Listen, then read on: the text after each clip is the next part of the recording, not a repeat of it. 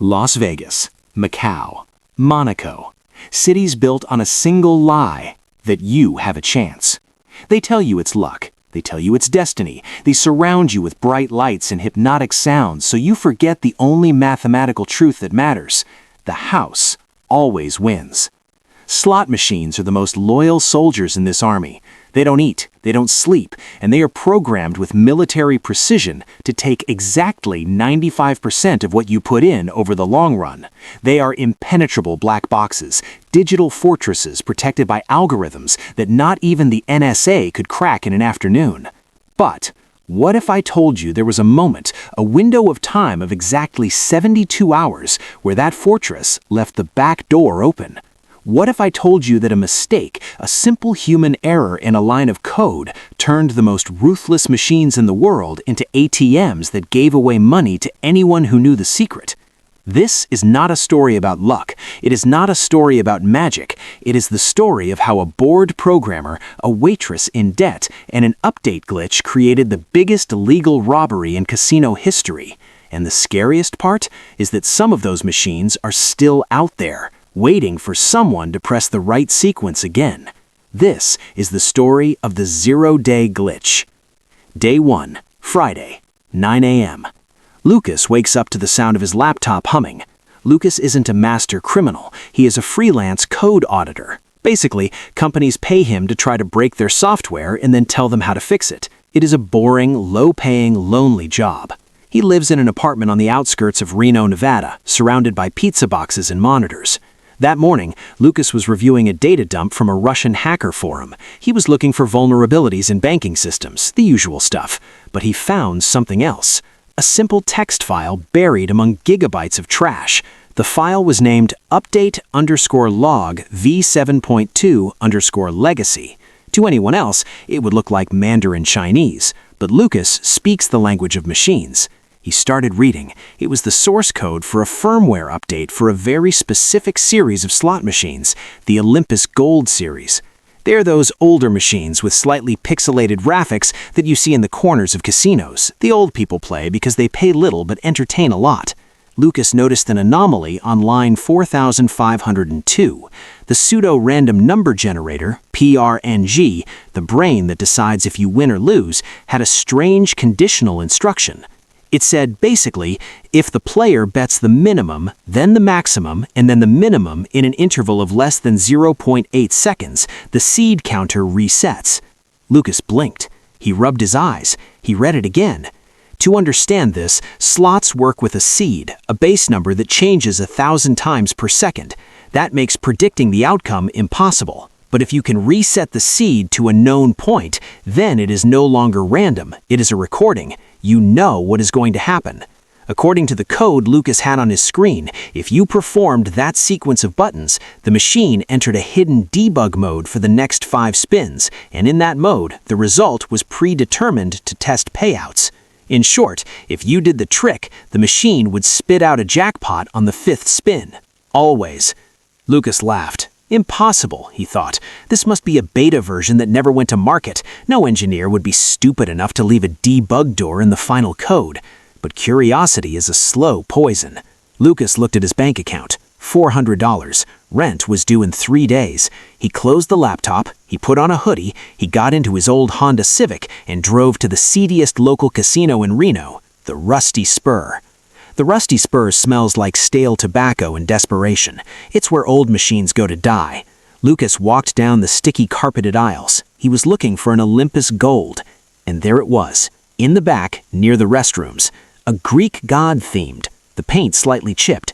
Zeus looked at him from the screen with glowing eyes. Lucas sat down. His hands were sweating. He looked around. No one was paying attention to him. A fat security guard was reading the newspaper in a corner. Lucas put in a $20 bill. The machine came to life. Ding, ding. Lucas took a deep breath. He had to be precise. The sequence was minimum bet, maximum bet, minimum bet, all in less than 0.8 seconds. His fingers hovered over the greasy plastic buttons. Clack, clack, clack. He did it. The machine didn't do anything special. The lights stayed the same. The reel spun. How stupid, Lucas thought. I came all this way for a line of code they surely patched 10 years ago. But the protocol said the prize comes on the 5th spin after the reset.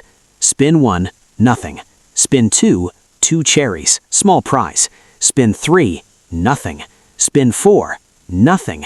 Lucas looked at his credits. They were going down. He had one more spin, the 5th spin.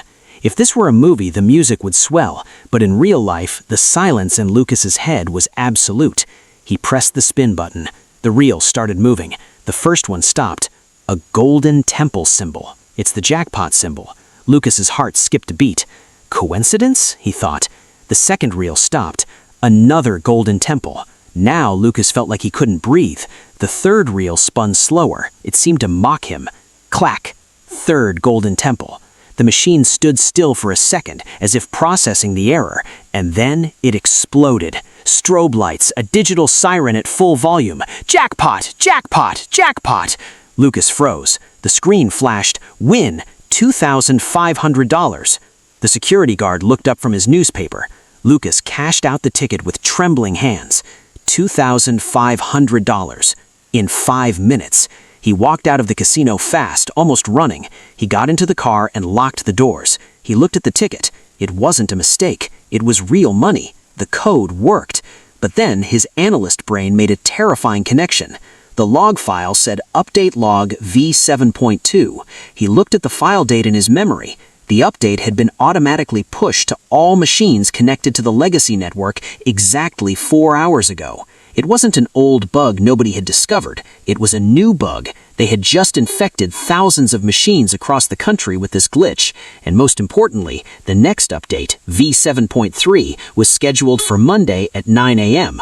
Lucas looked at the dashboard clock. Friday, 11 a.m. He had 70 hours. 70 hours before the central server sent the patch and closed the door forever. Lucas had a master key to the bank, but the lock would change in 3 days. Here is where the story stops being about computer science and starts being about human greed. Lucas knew he couldn't do it alone. If he won too many jackpots in the same casino, he would get caught. Casinos have biometric surveillance systems. If you win a big prize twice, they watch you. If you win 3 times, they invite you to a back room and break your fingers, or at least ban you for life and take the money. He needed a team. He needed mules. Lucas drove back to his apartment. He called the only person he trusted for something illegal, Sarah. Sarah was a waitress on the night shift at the Rusty Spur. She knew casinos, she knew security shifts, and most importantly, she desperately needed money. "Sarah, come to my house, now, and bring clothes for a long trip," Lucas told her. "Lucas, I'm sleeping. What's wrong with you?" "Sarah, I just found a way to buy your freedom. Come over." When Sarah arrived and Lucas explained the plan, she thought he was crazy, until Lucas pulled out the wad of $2,500 and threw it on the table. "The plan is this," Lucas said, unfolding a map of Nevada. "There are 40 casinos between Reno and Las Vegas that have these old machines. If we move fast, we can hit one every hour. You go in, do the sequence, take the prize, and leave. I drive. We switch casinos. We repeat." "How much can we get?" Sarah asked, her eyes fixed on the map. Lucas did a quick calculation. Each machine has a payout limit of about $2,000 to $4,000 before they have to pay manually and an attendant comes. We have to stay under that so the machine prints the ticket and we don't have to talk to anyone. Let's say $2,000 an hour, 24 hours a day, for 3 days. Sarah took out the calculator on her phone. $144,000, she whispered. "More," Lucas corrected, "because we won't sleep." Day 1, Friday, 4 p.m. The trip begins. The first casino is small, a truck stop on the highway. Sarah goes in. She's wearing a baseball cap and sunglasses. Lucas waits in the car with the engine running, monitoring the network from his laptop using the casino Wi-Fi to make sure the patch hasn't been pushed early. Sarah enters, locates the Olympus Gold, sits down. Clack, clack, clack. Sequence entered. 5 spins later, jackpot. Ticket printed. Exit. It took 8 minutes. She came out with $1,800. "It's too easy," Sarah said, getting into the car, laughing nervously. "Lucas, it's too easy. Someone is going to notice." "Not if we move fast," said Lucas, stepping on the gas. The casino system takes 24 hours to aggregate loss data. By the time they realize machine 402 has lost money, we'll be 300 kilometers away. For the next 12 hours, it was a symphony of destruction. Enter, sequence, win, exit. Enter, sequence, win, exit. The duffel bag in the back seat was starting to fill with cash-out tickets and cash. $20,000, $40,000. Euphoria is dangerous. It makes you feel invincible. It makes you careless. Day 2, Saturday, 8 a.m. They've been awake for almost 24 hours. They're at a medium-sized casino on the outskirts of Las Vegas. Fatigue is starting to affect their reflexes. Sarah goes in, sits at the machine, does the sequence, fails. Her fingers are slow. The 0.8-second interval is strict. She tries again, fails again. A security guard walks behind her. He stops, watches the woman hitting the buttons with a strange rhythm. "Everything okay, ma'am?" asks the guard. Sarah's heart stops. "Yes, just the machine is a little sticky," she says. The guard nods and keeps walking. Sarah breathes, focuses. Clack, clack, clack. She gets it. Jackpot. She leaves the casino shaking. She gets in the car and throws the ticket in Lucas's face. "I almost got caught. The guard was watching me." "But he didn't," says Lucas, counting the money. "We keep going." "We need sleep, Lucas." "There is no time to sleep. We have 48 hours left. Every hour we sleep is $2,000 we burn. Do you want to go back to waiting tables? Do you want to go back to your shitty life?" The cruelty in Lucas's voice surprises Sarah. The money is already changing him. He's no longer the boring friend. He's a dopamine and greed junkie. But she doesn't want to stop either. They keep driving. They reach the Las Vegas Strip. Here the game is different. The cameras are better. The security is military. But the rewards are higher. The Olympus Gold machines here are set with higher limits. They enter Circus, a chaotic place full of families and screaming kids, the perfect camouflage. They find a row of 4 Olympus Gold machines together. "We're going to do it at the same time," Lucas says.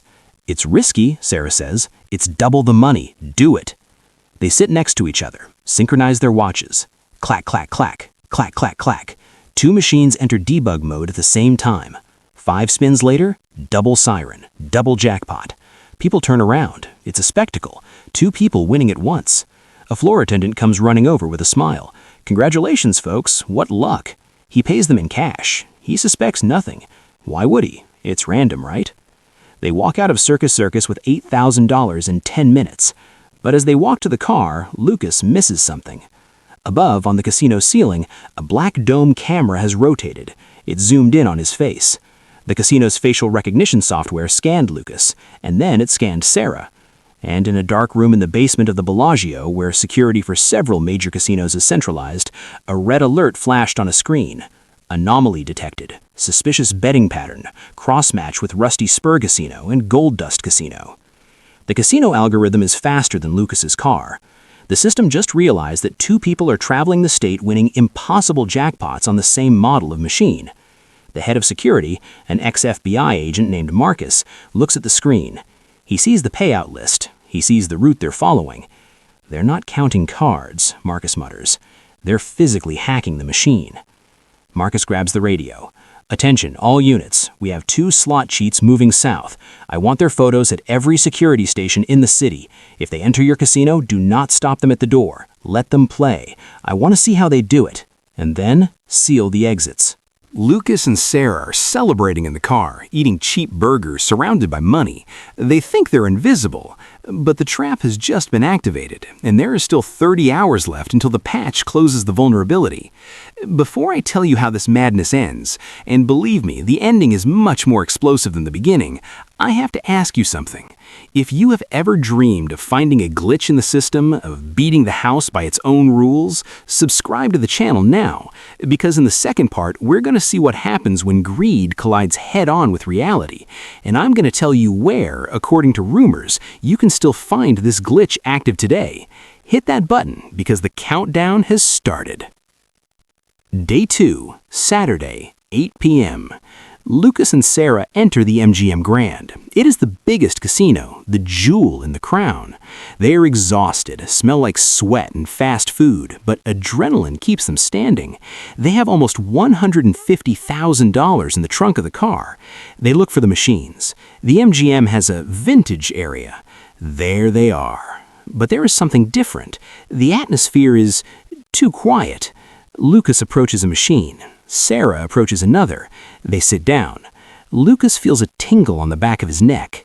His instinct tells him something is wrong. He looks around.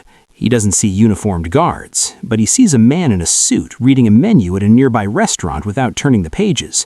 He sees a woman looking at her phone for too long. "Wait, Sarah," whispers Lucas. But Sarah has already put the bill in. She is already committed. "Just one more, Lucas. One more and we go to Mexico." Sarah does the sequence. Clack, clack, clack.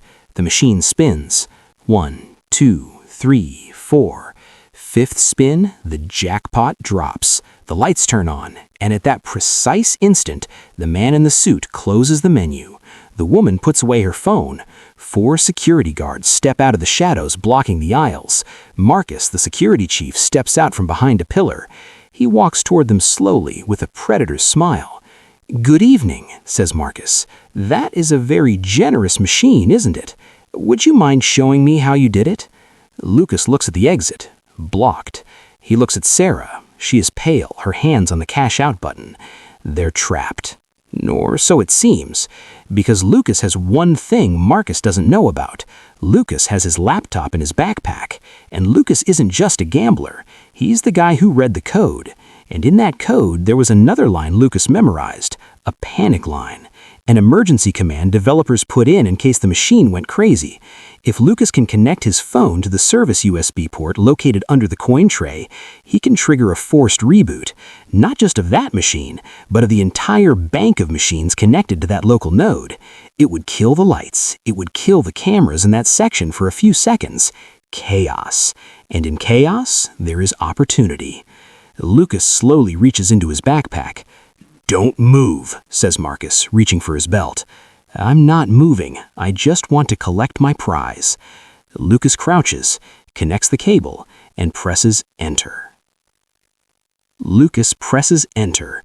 If you have ever been in a Las Vegas casino when the power goes out, you know it isn't a peaceful silence. It is the sound of panic. For 2 seconds, the vintage area of the MGM Grand is plunged into total darkness. The slot machines turn off, the music stops, the security cameras go blind, and then chaos. The machine's emergency reboot system kicks in. 100 slot machines start booting up at the same time. It is a cacophonous roar of startup beeps, fans revving up, and screens flashing bright white. It is the perfect distraction. "Run!" screams Lucas, grabbing Sarah's hand. Marcus, the security chief, is blinded by the sudden reboot. The guards stumble over each other in the momentary darkness. Lucas and Sarah dive toward the fire exit, pushing confused tourists out of the way. Adrenaline replaces exhaustion. They don't feel their legs, only the instinct for survival. They burst out into a back alley. The hot Vegas night air hits them. "The car! We have to get to the car!" gasps Sarah with tears of panic in her eyes. "No," says Lucas, pulling her toward the main street. "The car is burned. Marcus already has the license plate. If we get in that Honda, we're dead." They blend into the crowd on the strip. They're just 2 more tourists in hoodies running a little too fast. They hail a taxi. "To the airport," says Lucas. "Are we leaving?" asks Sarah, hopeful. "No, we're going to rent another car, one they're not looking for." Day 3, Sunday, 3 a.m. They're at a roadside motel on the outskirts of the city, one of those where the sheets itch and the TV has static. They've counted the money. They have $185,000 in cash in the duffel bag. It's more money than they've seen together in their entire lives. Sarah is sitting on the bed looking at the money with a mix of desire and absolute terror. "It's over, Lucas," she says. Her voice is steady for the first time in days. "We have almost $200,000. It's enough. We can go to Mexico, to Canada, wherever. Disappear." Lucas is standing by the window, looking through the broken blinds. His eyes are bloodshot. He hasn't slept in 48 hours. His mind is a centrifuge of binary code and possibilities. "It's not enough," mutters Lucas. "What? You're crazy. We almost got caught at the MGM. Marcus knows our faces." Lucas turns around. His face is scary. He isn't the boring programmer anymore. He's a man who has tasted blood. "Listen, Sarah, update V7.3 comes out tomorrow, Monday at 9 a.m. That's 30 hours away. We have 30 hours before the door closes forever. $185,000 goes fast, but $1 million? With $1 million, we are truly free.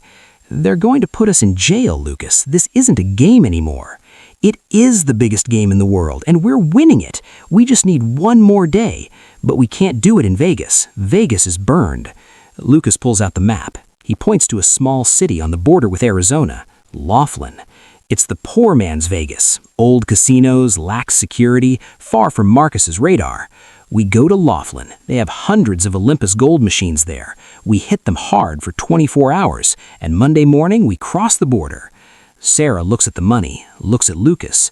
She knows it's a bad idea. She knows it's the road to disaster. But greed is a drug that is shared. One last time, Sarah says, and if it goes wrong, I swear I'm leaving you behind. Day 3, Sunday, 12 p.m., Laughlin, Nevada.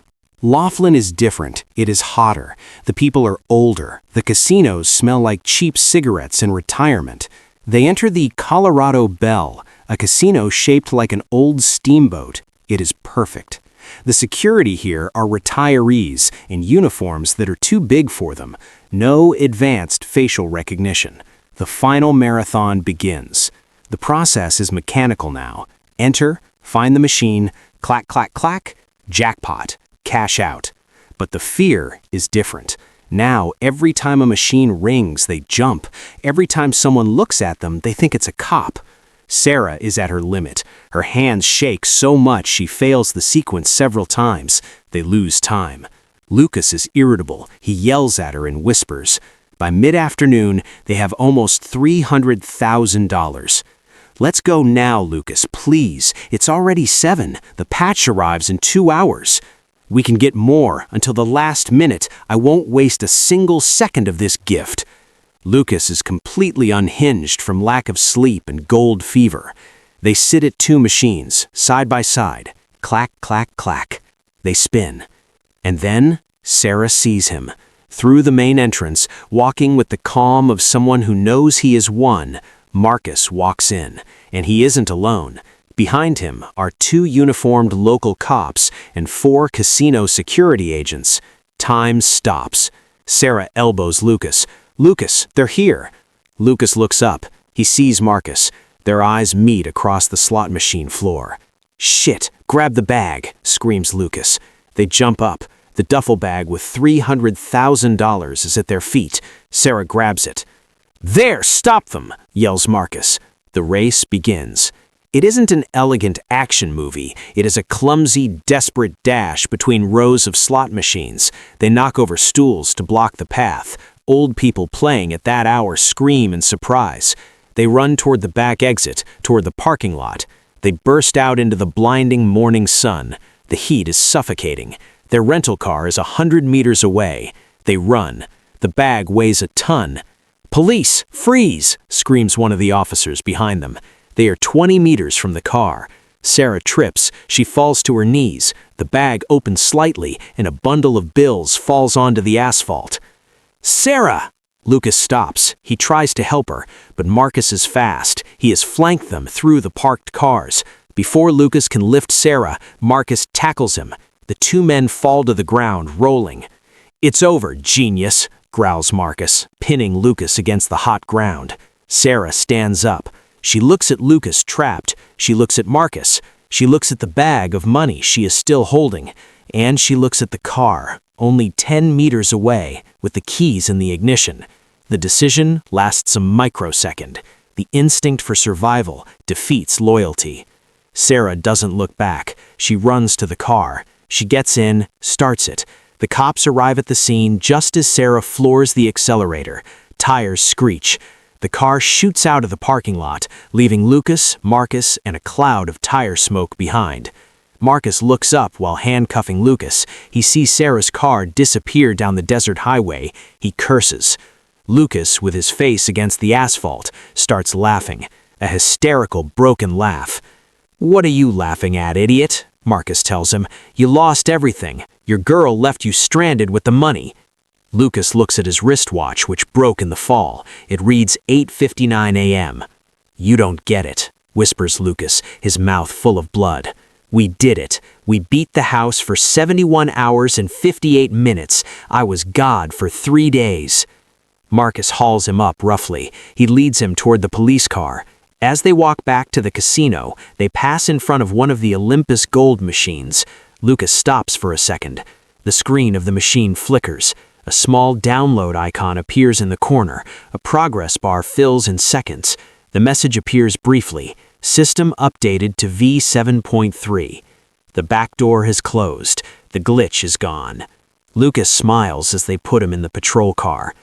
Lucas was sentenced to 15 years in federal prison for computer fraud and grand larceny. He never revealed where the original code he found was. Sarah was never found. The car turned up abandoned near the Mexican border 3 days later. It was empty. Rumor has it she lives on a beach in South America under a fake name, spending the $300,000 little by little. Or maybe the mafia found her. Nobody knows. Marcus was promoted to regional director of security. He used Lucas's case to implement even more invasive surveillance systems in all casinos. Now, if you blink weirdly at a machine, Marcus knows. The story should end here. The house won in the end, as always. But there is a detail. Remember that the update was sent to all machines connected to the network at 9 a.m. on Monday. But not all slot machines are always connected. There are machines in roadside bars lost in Montana. There are machines on cruise ships that spend days in international waters without a signal. There are machines in private collectors' basements that haven't been turned on in years. Security experts estimate that around 3% of the Olympus gold machines did not receive the V7.3 patch that day. That means that out there, in some dusty and forgotten place, there are machines that still have the back door open, waiting for someone who knows the sequence.